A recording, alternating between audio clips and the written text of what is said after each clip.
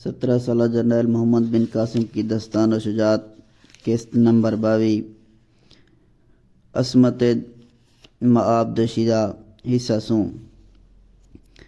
دہر جج کا لیکن جانتا تھا کہ تہرا اس کی قیدی ہے، لہذا اس نے بڑھ کر اس کا ہاتھ پکڑتے ہوئے کہا، غصہ نہ کرو تہرا، آخر تو تم کو میری رانی بننا ہی ہے۔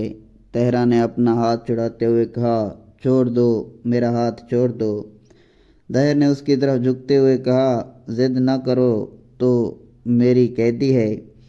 تہرا، ہٹو ہٹو، مجھے ہاتھ نہ لگاؤ۔ دہر نے اسے اپنی طرف کھینچتے ہوئے کہا، تہرا، بے وقوف نہ بنو۔ اگر تم میری مرضی پر چلو گی تو دنیا کی دولت و عزت، ثروت و حشمت تمہارے قدموں میں ہوگی۔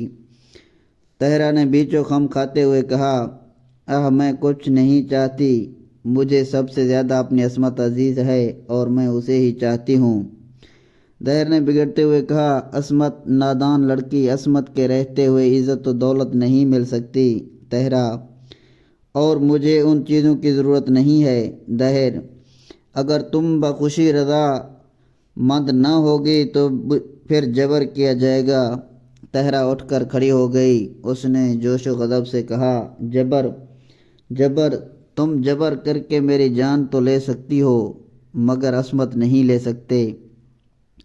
دہر بھی غصہ سے بھر کر کھڑا ہو گیا اور اس نے کہا، مگر تیری عصمت اسی وقت تاراج کی جائے گی۔ یہ کہتے ہی اس نے تہرا کو پکڑ کر اپنے قابو میں کرتے ہوئے ایک ہاتھ سے اس کا منہ اوپر اٹھایا۔ تہرا یہ سمجھ کر کہ وہ اس کا منہ چومنا چاہتا ہے، تڑپ گئی۔ اس نے پوری قوت صرف کر کے زور لگایا، لیکن وہ نازک اندام تھی اور دہر کی گرفت سے آزاد نہ ہو سکی۔ دہر اپنا منہ اس کے قریب اس کے چہرے کی طرف بڑھاتا جا رہا تھا۔ اس پر شیطان سوار ہو گیا تھا اور اس خواہشات سے مغلوب و مجبور ہو رہا تھا۔ اب تہرا نے مشکل سے اپنے ہاتھ چھڑا لیے اور اس نے اپنے سینے کے پاس ہاتھ لے جا کر خنجر کھینچا۔ جون ہی دہر کی نظر خنجر پر پڑی، وہ گھبرا گیا اور اس نے جلدی سے اسے چھوڑ دیا۔ تہرا ایک طرف دیوار سے لگ کر کھڑی ہو گئی۔ چونکہ اس نے اپنی رہائی کے لیے جد و جہد کی تھی، اس لیے اس کا سانس پھول رہا تھا اور چہرہ سرخ ہو گیا تھا، نتنے بھڑک رہے تھے۔ وہ اس وقت اور بھی حسین معلوم ہونے لگی تھی۔